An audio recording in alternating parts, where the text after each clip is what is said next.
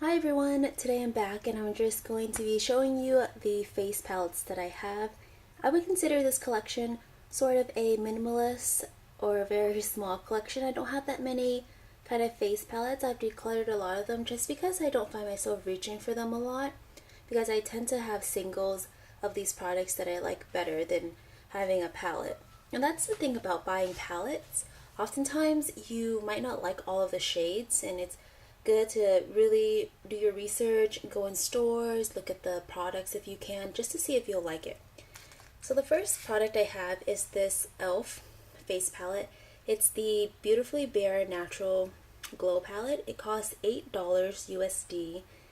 The colors that I really like in this palette are definitely the two peachy pink blushes, but to be honest, they look so similar. On my face, you can't even tell a difference. And so that's a thing too that I should have really noted, that they don't look that different on your face. I also really do enjoy using this bronzer. It's a little bit too warm to be a contour for me. The one shade in here that I never reach for and I dislike is this highlighter. It's not even natural looking on your face in a nice way. It's not even there. It's such a weird color. I don't know how else to explain it. And since I'm using my hand to film, so I can't really swatch it so that you can see, but like maybe you can see on my finger, it's this gray color that when you blend it out just kind of disappears and makes your face look almost ashy without looking like a highlighter. So I don't really recommend this palette if you're looking for one with a good highlighter. Now, one that I really do enjoy is this palette. This is a palette that was in collaboration with Sonia, Kashuk, and I believe Target. This is the Pretty Cheeky Face palette.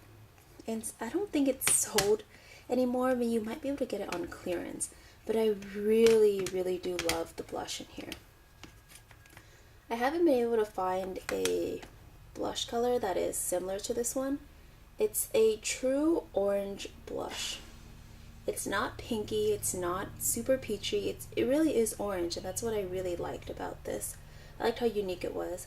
The highlighter is very beautiful. It can be a little bit too warm and golden for me, but I don't really mind that, just because I can make it work, and the contour and the bronzer, I can make it work as well. So I really do enjoy that one.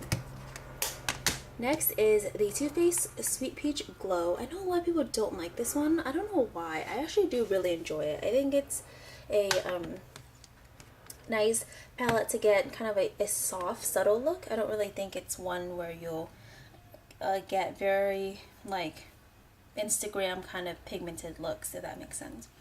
This highlighter shade is really beautiful. The highlighter, I would say, is really beautiful and quite pigmented. That I will say. And the blush is beautiful. I love it. It's a true pinky peach blush, and I'm laughing just because I have so many of these colors in my blush collection, but it really is a nice universal color. It is a little hard to get some pigment off. You might have to kind of take off like the harder layer on top before you can dig in, or what I'll do is I'll use a dense kabuki brush that you normally would use for foundation or something, just to get like the layer of a blush onto that brush, and I'll buff it into my skin, and that will really make it show up a lot more. This bronzer contour shade is actually pretty nice. It's quite warm, but a disadvantage or a con or like a caveat of this product is that it is very hard to get product onto my brush. So I definitely have to go in with like tape just to peel off the hard pan layer. Last palette is the Colourpop Femme Rosa Her Face palette. This is the collaboration with Caruche with Colourpop. And I've mentioned this before in my Instagram posts or my blogs, but this was a bad purchase. Not because the quality isn't good. I think the quality's fine. It's not mind-blowing, but it is pigmented, and I feel like a lot of people my age nowadays really like things to be pigmented. I feel like the standard of judging a product is based on how pigmented it is, when for me it really is about how long lasting it is and how workable it is. I'd rather much have products that are sheer but they're buildable, where I can really build up a nice color rather than it being so pigmented on the first initial application that I'm just like, wow, I just ruined my whole makeup look. And that's kind of what this one is. The blush and the contour are so pigmented that when I first put it on my face, I'll just look like a clown, and it's very hard to get a small amount of pigment when you're using this palette. But why I say I think it wasn't a good purchase for me is because the colors are way too dark for my skin tone. I have a very light skin tone, especially in the winter. Just for reference, I'm about NC, let's see, last time I was matched, she matched me to an NC 15 or NC 20, so I'm quite light. But these are, even still, they're too dark for me in the summer. So I'm thinking about giving it away to someone who might like it better. I'm still trying to work with it. I try to use them as eyeshadows, and that didn't really look that nice. But anyways, those are all of my face palettes. I thought it was kind of, fun just to show you, and to show you, more of like a realistic collection. I kind of like curating my collection more and not having so much makeup.